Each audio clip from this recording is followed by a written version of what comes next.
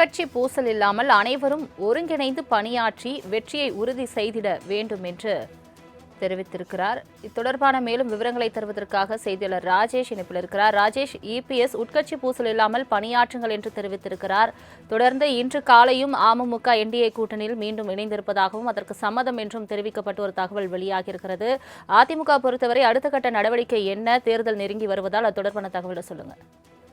சலோமி வணக்கம். 2026 சட்டமன்ற தேர்தலை முன்னிட்டு அதிமுக சார்பாக போட்டியிட விரும்புவோர்களிடமிருந்து விருப்பம் என்பது பெறப்பட்டு அந்த விருப்ப மனு அளித்தவர்களிடம் தற்பொழுது நேர்காணல் என்பது சென்னை ராயப்பேட்டையில் இருக்கக்கூடிய அதிமுகவினுடைய தலைமை அலுவலகத்தில் அக்கட்சியினுடைய பொதுச் செயலாளர் எடப்பாடி கே பழனிசாமி நேர்காணல் செய்து வருகிறார். குறிப்பாக போட்டியிட விருப்பமானவர்களிடம் எந்த தொகுதியில் போட்டியிட விரும்புகிறீர்கள் என்றெல்லாம் அவர் கேட்ட பின்பு அவர்களுக்கு அறிவுரை வழங்கியிருக்கிறார். மக்கள் மத்தியில் அதிமுக கூட்டணி மிகப்பெரிய அமோகமான ஒரு ஆதரவு இருப்பதாக அவர் தெரிவித்திருக்கிறார். மேலும் வேட்பாளர் யாராக இருந்தாலும் வெற்றி உறுதியாக வேண்டும் என்றும் அவர் தெரிவித்திருக்கிறார்.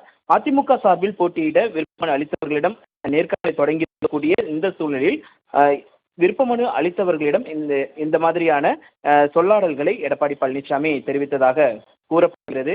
மேலும் ஆயிரத்திற்கும் அதிகமான விருப்ப மனுக்கள் பெறப்பட்டு இருப்பதன் மூலமாக மிகுந்த வரவேற்பு மக்களிடமும் இருக்கிறது, உங்களிடமும் இருக்கிறது என்பது உறுதியாகி உள்ளது. அடுத்து நம்முடைய ஆட்சிதான் என்பது உறுதியாகி இருக்கிறது. கூட்டணி கட்சிகளுடனான அந்த பேச்சுவார்த்தை நடைபெற்றுக் கொண்டிருக்கிறது. தங்களின் தொகுதிகளில் கூட்டணி கட்சிகளுக்கு ஒதுக்கப்பட்டால் கடுமையாக உழைக்க வேண்டும் என்று எடப்பாடி பழனிசாமி பேசியிருக்கிறார். மேலும் அதிமுக கூட்டணி கட்சிக்கு யார் போட்டியிட்டாலும் அதிமுகவின் கூட்டணியை வெற்றி பெறுவதற்கு நீங்கள் அனைவரும் கடுமையாக உழைக்க வேண்டும் என்று அவர் கேட்டுக்கொண்டதாக தகவல் வெளியாகி இருக்கிறது. குறிப்பாக மிக முக்கியமாக பார்க்க வேண்டிய உட்கட்சி இல்லாமல் அனைவரும் ஒருங்கிணைந்து பணியாற்ற வேண்டும், வெற்றியை உறுதி செய்திட வேண்டும் என்று அவர் நிர்வாகிகளுக்கு உத்தரவிட்டதாக தகவல் வெளியாகி இருக்கிறது.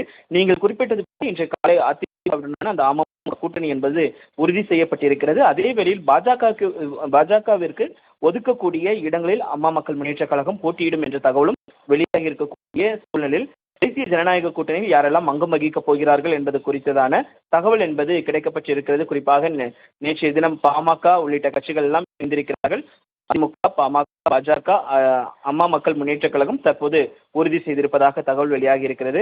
ஆக மொத்தத்தில் திமுகவிற்கு எதிராக ஒரு பலமான கூட்டணியை உருவாக்க வேண்டும் என்று அதிமுக தொடர்ந்து வியூகங்களை வகுத்து வரக்கூடிய சூழ்நிலையில் இப்படியான அந்த கூட்டணி அமைந்திருக்கிறது. குறிப்பாக இந்த விருப்ப மனு அளித்தவர்களிடமான அந்த பேசும்பொழுது பல்வேறு கருத்துக்கள் அவர் தெரிவித்திருக்கிறார்.